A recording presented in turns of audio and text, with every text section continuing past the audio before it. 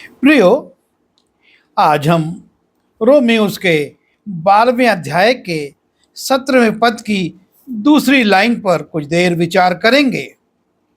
और यहाँ पर पौलुस रोम की मंडली को लिखता है, जो बातें सब लोगों के निकट भली हैं उनकी चिंता किया करो। परमेश्वर का वचन हमको बार बार इस बात के लिए चेताता है कि हमको चिंता करने की आवश्यकता नहीं है। पर यहाँ पौलुस कहता है, जो बातें सब लोगों के निकट भली हैं उनकी चिंता किया करो। और चिंताएं दो प्रकार की होती हैं। पहली, अपनी व्यक्तिगत आवश्यकताओं की चिंता। हम अपने व्यक्तिगत आवश्यकताएं हैं और उनकी बहुत चिंता करते हैं। क्या होगा, कैसे होगा, कब होगा, कितना होगा, नाना प्रकार की चिंताएं मनुष्य को घेरे रहती हैं। और दूसरी प्रकार की चिंता है दूसरों के भलाई के लिए चिंता करना। प्रभु यीशु मसीह इस बात की शिक्षा देते हैं कि तुमको चिंता अपनी आवश्यकताओं की पूर्ति के लिए नहीं करना है। मत्ती रचित सुसमाचार उसके 6वें अध्याय के 25वें पद से जाते हैं। और ये अंश मैं इसलिए पढ़ रहा हूं क्योंकि इसमें यीशु मसीह बड़ी स्पष्टता से उदाहरण दे देकर समझाते हैं कि हमें चिंता नहीं करना है। इसलिए मैं तुमसे कहता हूं कि अपने प्राण के लिए चिंता ना करना कि हम क्या खाएंगे और क्या पिएंगे, और न अपने शरीर के लिए कि क्या पहनेंगे। क्या प्राण भोजन से और शरीर वस्त्र से बढ़कर नहीं? आकाश के पक्षियों को देखो, वे ना तो बोते हैं और ना काटते हैं और ना खत्तों में बटोरते हैं, तो भी तुम्हारा स्वर्गीय पिता उनको खिलाता है। क्या तुम उनसे अधिक मूल्य नहीं रखते हो? तुम में कौन है जो चिंता करके अपनी अवस्था में एक घड़ी भी बढ़ा सकता है? और वस्त्र के लिए क्यों चिंता करते हो? जंगली शोषणों पर ध्यान करो कि वे कैसे बढ़ते हैं। वे ना तो परिश्रम करते ना काटते हैं, तो भी मैं तुमसे कहता हूं कि सुलेमान भी अपने सारे विभव में उनमें से किसी के समान वस्त्र पहने हुए ना था। इसलिए जब परमेश्वर मैदान की घास को, जो आज है और कल भाड़ में झोंकी जाएगी, ऐसा वस्त्र पहनाता है, तो हे अल्पविश्वासियों, तुमको वो क्यों कर ना पहनाएगा। इसलिए तुम चिंता करके ये ना कहना कि हम क्या खाएंगे या क्या पिएंगे या क्या पहनेंगे, क्योंकि अन्य जाति इन सब वस्तुओं की खोज में रहते हैं और तुम्हारा स्वर्गीय पिता जानता है कि तुम्हें ये सब वस्तुएं चाहिए। इसलिए पहले तुम उसके राज्य और धर्म की खोज करो, तो ये सब वस्तुएं भी तुम्हें मिल जाएंगी। सो कल के लिए चिंता ना करो, क्योंकि कल का दिन अपनी चिंता आप कर लेगा। आज के लिए आज ही का दुख बहुत है। और यीशु मसीह यहाँ बड़ी स्पष्टता के साथ, जैसा कि हम पहले विचार कर रहे थे कि दो चिंताएं होती हैं। एक चिंता जो अपनी व्यक्तिगत आवश्यकताओं के लिए मनुष्य करता है, और यीशु मसीह समझाते हैं कि चाहे वस्त्र हो, चाहे भोजन हो और चाहे कोई और चीज हो, हमको उसकी चिंता नहीं करना है कि हम क्या खाएंगे, क्या पिएंगे, क्या पहनेंगे। आज संसार में इस प्रकार की चिंता बहुत ज्यादा है और मनुष्य सुबह से शाम तक सिर्फ इसी प्रयास में लगा रहता है कि वो इन वस्तुओं को अच्छी तौर से प्राप्त करे।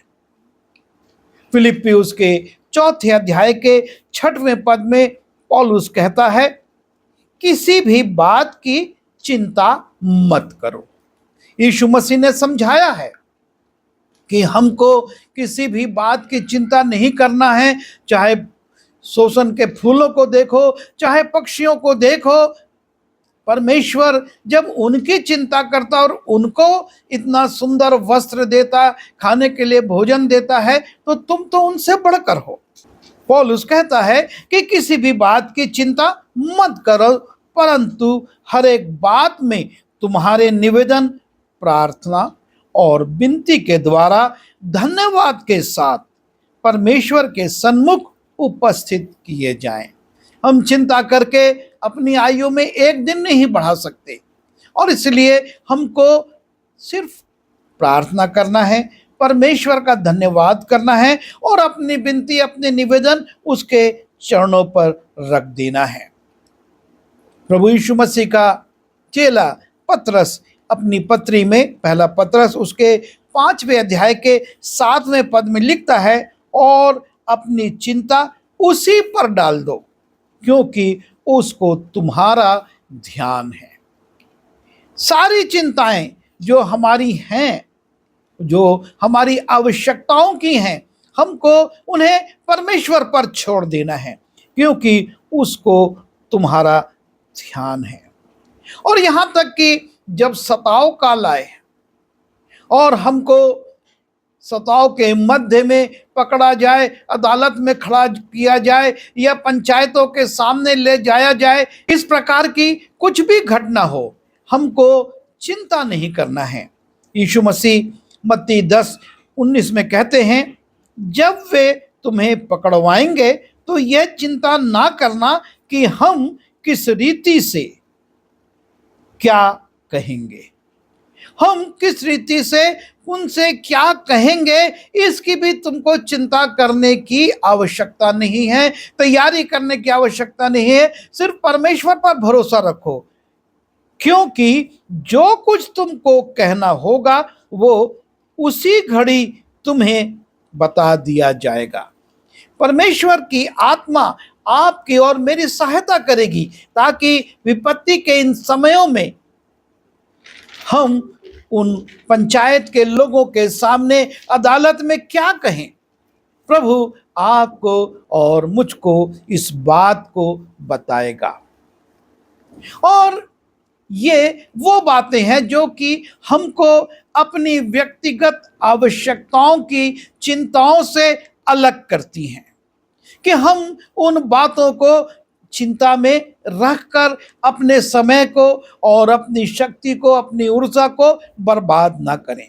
परंतु पौलुस जो बातें सब लोगों के निकट भली हैं उनकी चिंता किया करो। अर्थात एक विषय है जिनके लिए हमको चिंता करनी है, और यह है जो बातें दूसरों के, बल्कि जो बातें सब लोगों के निकट भली हैं, जो बातें दूसरों के लिए भली हैं, हमें उनकी चिंता करना है।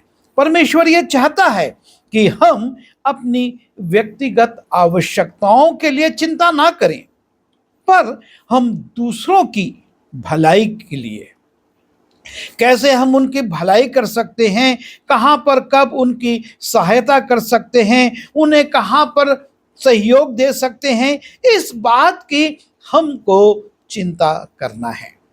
अर्थात हमको अपने व्यक्तिगत जीवन से उठकर अब दूसरों के बारे में सोचना है। जो हमारे आसपास हैं उनके विषय में हमको चिंता करना है। परमेश्वर ये चाहता है कि हम उन लोगों के लिए जिनके मध्य में हम रहते हैं उनकी चिंता करें। और इसीलिए रोमी 12:9 में पौलुस कहता है, भलाई में लगे रहो। हमको लोगों की भलाई करना है, हमको इस बात की चिंता करना है कि हम उनका किस तरीके से, कब, कहाँ, कैसे भला कर सकते हैं, हमको इस बात की चिंता करना है।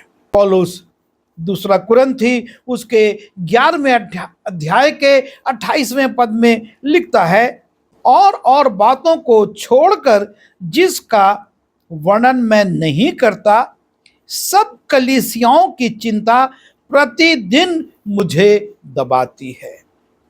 पौलुस की चिंता का विषय कलीसियाएं थी कि जिन कलीसियाओं को में उसने प्रचार किया, जिन कलीसियाओं की उसने स्थापना की, उनकी आत्मिक स्थिति क्या है।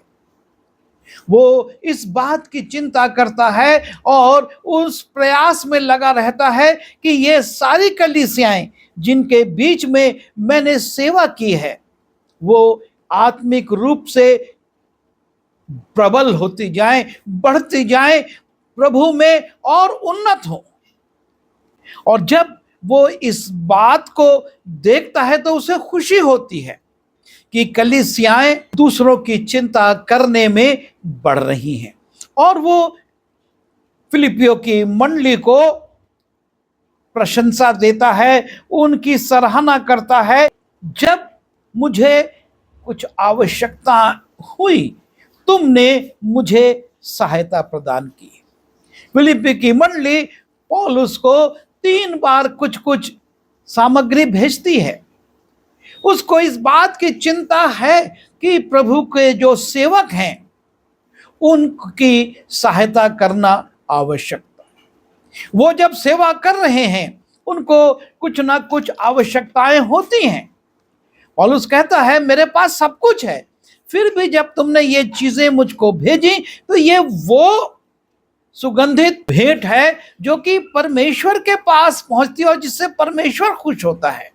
क्योंकि जब हम परमेश्वर के दासों की चिंता करते हैं, परमेश्वर इससे प्रसन्न होता है। और इसलिए हमको इस बात की चिंता करना है कि जो प्रभु की सेवा कर रहे हैं उनकी आर्थिक, उनकी सामाजिक, उनको व्यक्तिगत सहायता हम दें। प्रार्थना में हम उनको ऊपर उठाएं, उनकी सेवाओं के लिए हम सहयोग करें। ये चिंता हमारे अंदर होना चाहिए। और जब हम प्रेरितों काम उसके 12वें अध्याय के 4 और 5वें पद में जाते हैं और वहां पर हम देखते हैं कि पतरस जेल में है, उसको पकड़ लिया गया है और राजा हेरोदेस उसको दंडित करने वाला है। और उसने उसे पकड़ के बंदी गृह में डाला और रखवाली के लिए 4-4 सिपाहियों के 4 पहरों में रखा, इस मनसा से कि फसह के बाद उसे लोगों के सामने लाए। सो बंदी गृह में पतरस की रखवाली हो रही थी, परंतु कलीसिया उसके लिए लौ लगाकर परमेश्वर से प्रार्थना कर रही थी। और यह है कलीसिया की चिंता। ना सिर्फ पौलुस को वो आर्थिक रूप से सहयोग करती है, लेकिन जब पतरस हेरोदेस के द्वारा पकड़ लिया जाता है, बंदी गृह में डाल दिया जाता है और वो ये योजना बनाता है कि फसह के पर्व के बाद वो उसे दंडित करेगा, कलीसिया उसके लिए लौ लगाकर प्रार्थना कर रही है। बहुत विरोध का समय था, सताव का समय था।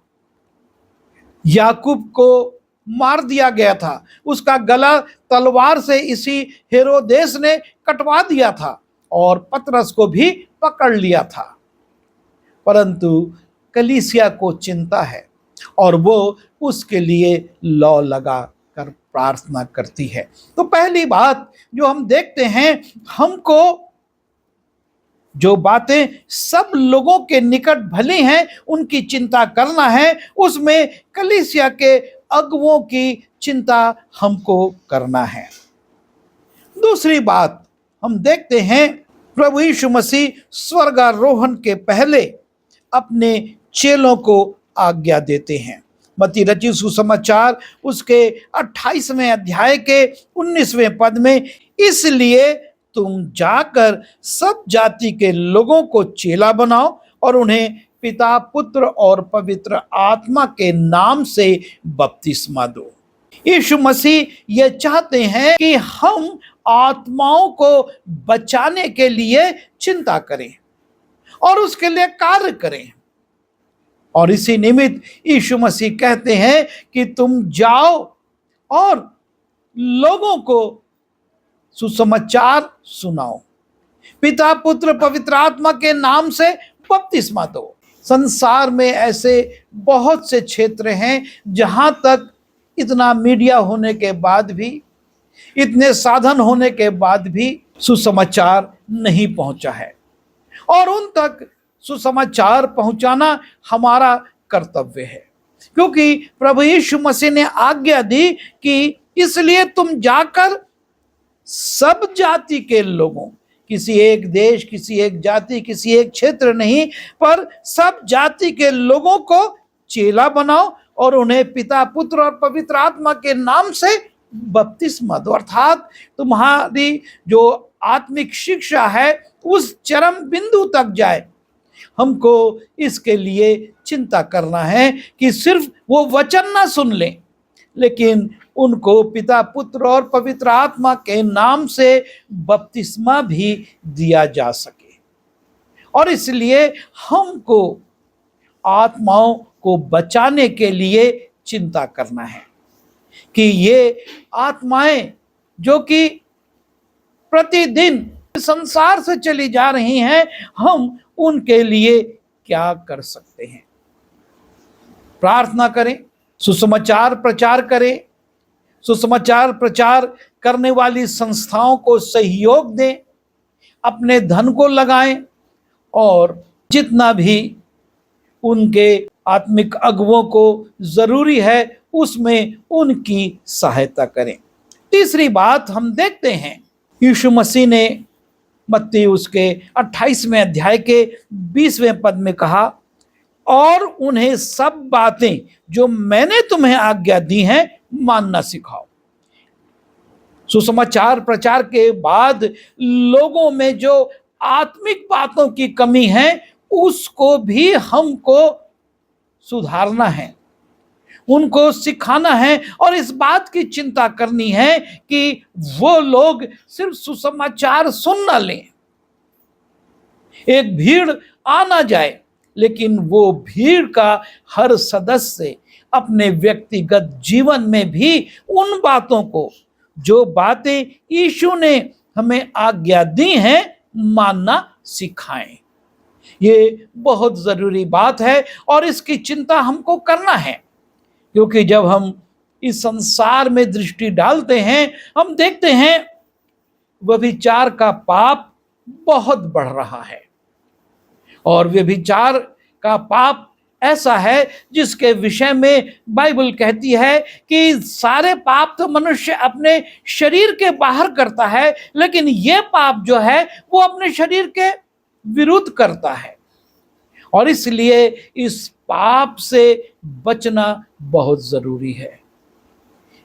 10 आज्ञाओं में भी हत्या के बाद जो सबसे बड़ा पाप लिखाया था कि तू ना करना, और वो है तू व्यभिचार ना करना।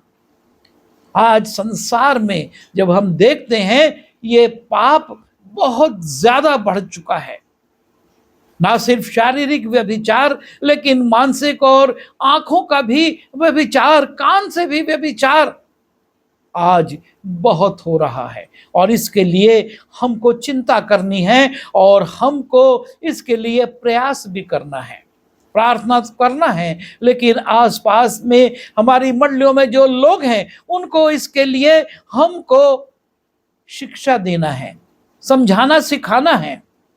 दूसरी बात, नशे का पाप बहुत ज्यादा बढ़ा हुआ है। आज नशे का पाप इतना ज्यादा है कि आप हर गली, हर कूचे में जाएंगे और वहां पर आपको नशे में लोग मिलेंगे। नौजवान बच्चे, छोटी उम्र के बच्चे आज पाउच खा रहे हैं, कोई तंबाकू खा रहा है और कोई ड्रग्स ले रहा है। नशे का पाप बहुत ज्यादा बढ़ चुका है, और ये पाप सिर्फ और सिर्फ शैतान के ओर ले जाने वाला है। उनका अंत अनंत मृत्यु है और इसलिए लोगों को इसके लिए भी शिक्षा देना, उनको समझाना सिखाना बहुत जरूरी है कि वो इस पाप से बचें। लिखा हुआ है कि आत्मा से मतवाले हो, नशे से नहीं। और आज लोग आत्मा से नहीं पर नशे से मतवाले हैं। लोगों में निराशा बहुत बढ़ रही है। लोग निराशा में आकर आत्महत्याएं कर रहे हैं और हमको ऐसे लोगों को भी जो कि निराशा में पड़े हुए हैं समझाना, बताना है कि ये शैतान का एक बहुत बड़ा शस्त्र है जो कि आत्माओं को नष्ट करने के लिए वो इस्तेमाल करता है और निराशा लाकर ये प्रकट करता कि अब कुछ नहीं हो सकता और सिवाय मृत्यु के कोई रास्ता नहीं है। हमको इस बात की चिंता करना है और इस बात को अपने आसपास के, हम हो सकता है बहुत बड़े स्तर पर ना कर सके, ना प्रचार कर पाए, ना लोगों को अवेयर कर पाए, लेकिन हम जो भी झुंड हमारे पास है, जो भी लोग हमारे आसपास हैं, उनको तो हम सावधान कर सकते हैं और उनको कह सकते हैं कि वो निराशा में ना रहें, क्योंकि हमारे पास एक बड़ी आशा है। आज घरों में अशांति है, तलाक हो रहे हैं। हमको इसके प्रति भी चिंता करना है, इसके प्रति भी सचेत होना है। जो बातें सब लोगों के निकट भली हैं, उनकी चिंता करते हुए लोगों को समझाना है। पति पत्नी के बीच में हमको फिर से विश्वास को खड़ा करना है। प्रभु ये चाहता है कि जो बातें मैंने तुम्हें आज्ञा दी हैं मानना सिखाओ। लोगों ने यीशु से पूछा था कि क्या पत्नी को त्याग पत्र देकर छोड़ देना ठीक है? यीशु मसीह ने कहा, यह तुम्हारी मन की कठोरता के कारण मूसा ने तुम्हें आज्ञा दी थी, पर परमेश्वर ने तो जब जोड़ा है तो मनुष्य उसे अलग ना करे। हमको इन बातों को, इन शिक्षाओं को लोगों को बताना है। लूका उसके 10वें अध्याय के 30वें पद में जाते हैं और वहां से हम देखते हैं एक नेक सामरी का उल्लेख है। और जैसा कि पौलुस कहता है कि जो बातें सब लोगों के निकट भली हैं उनकी चिंता किया करो, यह सामरी उस घायल व्यक्ति की चिंता करता है। उसको वो नहीं जानता था, लेकिन उसको वो राहत देता है, उसके जख्मों पर तेल लगाता है, दाखरस लगाता है, पट्टी बांधता है, अपनी सवारी पर रखता है और उसको एक सराय तक ले जाता है और वहां पर उसकी सेवा शुश्रूषा करने के बाद सराय के मालिक से कहता है, ये 2 दमड़ी रख और इसकी सेवा करना, यदि कुछ ज्यादा लगेगा तो लौटने पर मैं तुझे दे दूंगा। ये है जो बातें सब लोगों के निकट भली हैं। ऐसे बहुत से लोग हमको मिलेंगे जिनको आत्मिक मलहम की जरूरत है, आत्मिक सांत्वना की जरूरत है, आत्मिक चिकित्सा की जरूरत है, आत्मिक संगति की जरूरत है। ऐसे जगहों पर ले जाना है जहां पर कि उनको सुरक्षा मिले, आत्मिक रूप से हम उसको नजरअंदाज ना करें। और भौतिक रूप से भी बहुत से लोग मिलते हैं। कई बार हम देखते हैं दुर्घटनाग्रस्त व्यक्ति पड़े रहते हैं, कोई उन ध्यान नहीं देता और उनके प्राण निकल जाते हैं, रक्तस्राव बहुत हो जाता है। हमको ये ध्यान देना है, इस नेक सामरी के माध्यम से हमको इस पर विचार करना है कि हम ऐसी अवस्थाओं में सिर्फ हम पढ़ते ना रहें, लेकिन हम इन बातों पर विचार करें और इनका अनुसरण करें, क्योंकि जो बातें हमारे निकट भली हैं उनकी चिंता करना है। सिर्फ अपनी भौतिक बातों के लिए हम ना सोचें। प्रभु ने कहा उसकी चिंता तुमको करने की आवश्यकता नहीं है, पर जो बातें सब लोगों के निकट भली हैं।